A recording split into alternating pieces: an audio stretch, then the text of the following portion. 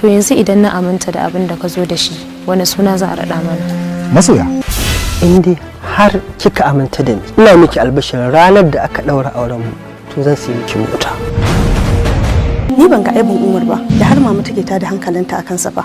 Haƙiyayyar ta kai haka. Ni na rasa me yasa adawa ka ko da yaushe akan masu kuɗi take. Dan Allah ki haƙuri, ki yafe mu. Wallahi umma ta ce idan ba ki yafe mu ba za ta iya tsine min dan Allah. Ai akwai tambayoyin da a rayuwa amsa su ɗaya ce. Ita ma wannan tambayar tana cikin su. Ka tabbata alƙalama sun yi gaskiya ko? Hakika alƙalama sun yi rana. Amma Dakata, Zulai. Sharaɗi zan sa maka ko za ka iya? Ki ɗauka ma na iya. Ai ko bayan ba raina ya kamata ka nemi ɗan uwana ku yi magana da su. Abin da nake tunani akan ka ya tabbata, don haka ba zan aure ka ba. Gani shi da Allah. Maƙaryaci na mazinaciya mayaudariya. An gaya miki ban san abin da ke aikatawa ba ne?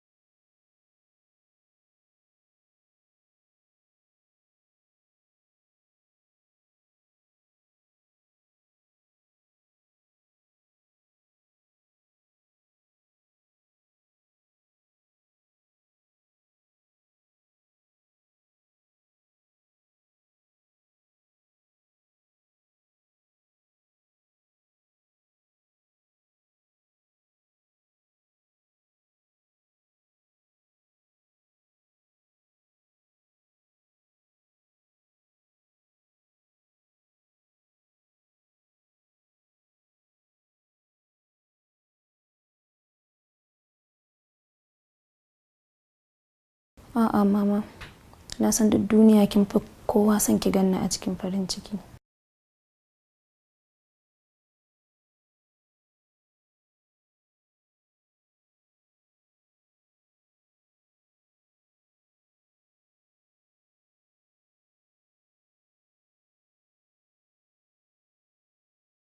I'm rolling.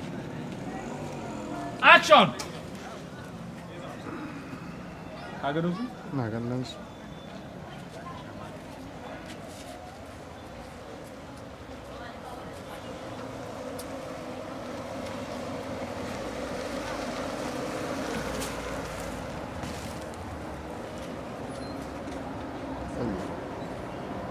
Ana so ta kowa zai mun har ciki ne in yi krabin ɗin da kyau.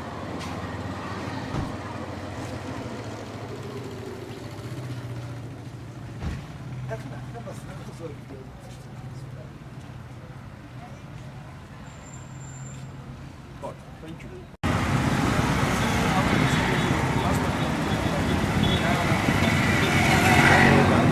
Nan da ka a'a. Dole ga in ya wuce ka dan iya habbin kashi. Okay, amma ka tafi daga sabda.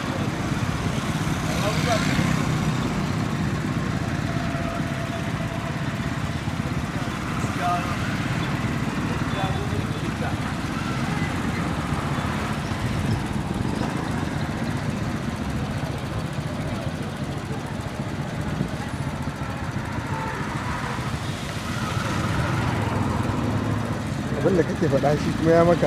Wallahi.